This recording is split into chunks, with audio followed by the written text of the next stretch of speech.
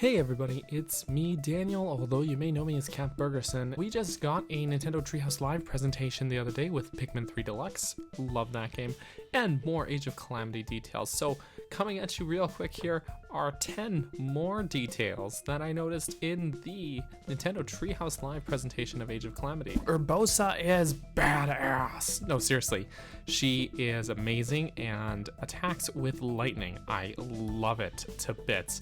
She has this really cool lightning gauge at the top corner, which she uses to charge up lightning for her attacks, and she's just insanely powerful. I love it to bits. Link is in Gerudo Town for some reason. I feel like that shouldn't be allowed, but he's there. I don't know. Several times throughout the presentation, I noticed this prompt for wall jumping. Now, I'm assuming you can use it to propel your character off the wall towards an enemy or something like that. Probably not wall jumping as we know it from like Mario or Metroid, because that wouldn't make much sense in the context of Age of Calamity as a Warriors game, but still it is neat to have more movement options. I'm always a fan of better mobility in my games. Koroks are back. Yeah, you heard that right.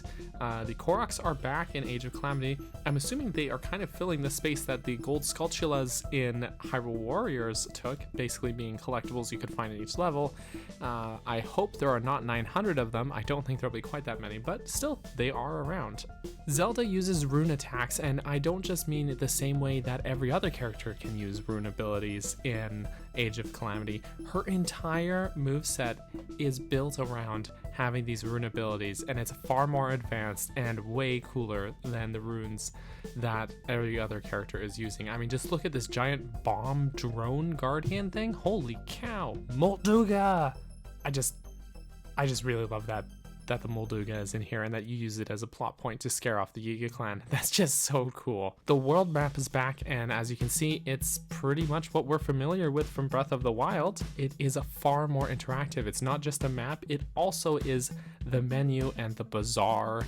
Those features from Hyrule Warriors, they're all consolidated into the world map here. So the stage select, the bazaar, all the menus, they are all here. Yeah, you can access side quests. You see Link warping from his base, as it were, this tower that acts as sort of his home base. And we see a lot of cool locations that aren't really there in Breath of the Wild, or they are there in Breath of the Wild, but as ruins. Like we see Mabe Village ruins, we see Gapongo Village ruins in Breath of the Wild, and the Dea Village ruins in Breath of the Wild, and those are all here just as Dea Village, Gapongo Village, Mabe Village, not ruins, just fully intact towns with side quests that are accessible through this world map menu. Oh, and speaking of which, the smithy from Hyrule Warriors is back as the blacksmith, and you can use the blacksmith to fuse weapons to strengthen them. Now, weapons don't actually break in this game like they do in Breath of the Wild, but you can still fuse them together to strengthen them and make your attacks more powerful. We get to see playing in this trading mission, which actually takes place at Lon Ranch. We did see the ranch ruins in Breath of the Wild, but here they are in not ruins. They look almost exactly like the Lon Ranch that we see in Ocarina of Time. But we do a little training mission here, and oh my gosh, what kind of training is this? Link is killing all these guards. No wonder the calamity happened. Hyrule was left defenseless after Link did a single day of training because he just decimates this army. Link, you are the problem. Now, jokes aside, this training mission was really cool because we get to see Link using something other than just a soldier's broadsword for the first time in these gameplay demos. He uses a two-handed sledgehammer. And actually, Link has a lot of weapon options, as we've seen in Breath of the Wild and in these menus in Age of Calamity. But it's really cool to see the gameplay and how different his fighting style is using this sledgehammer rather than just his soldier's broadsword that we've seen before. Oh, and you can eat food to strengthen your attacks. That's pretty familiar too. Impa's back. We saw her last time as well, but she's here and she is as cool as ever with her ninja moves. And I'm just unsure about this one where she drops a frog on her enemies. I don't know what that's all about. Even though this is not the first time we've seen Impa in gameplay now, this is the first time we've actually heard her English voice actor rather than her Japanese voice actor. And you know what?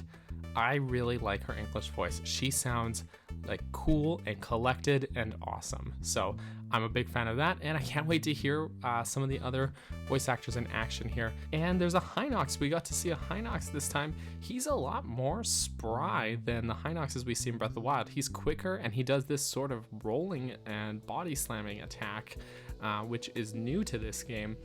And guys, that's all I've got for today. There's just a handful of details that stuck out to me from this Age of Calamity Treehouse live presentation that we got the other day. If you are curious for more details, maybe from the Tokyo Game Show presentation, I have a video on that as well. And of course, stay tuned for more videos like this in the future. Anyways, that's all for me. Bye for now. Thank you so much for watching this video. I want to just take a moment to say thank you to my lovely supporters on Patreon. In particular, I need to say thank you to those who supported at the cheese tier or higher. That includes Tetra, AJ, and Brenda. So thank you so much to you guys for the support.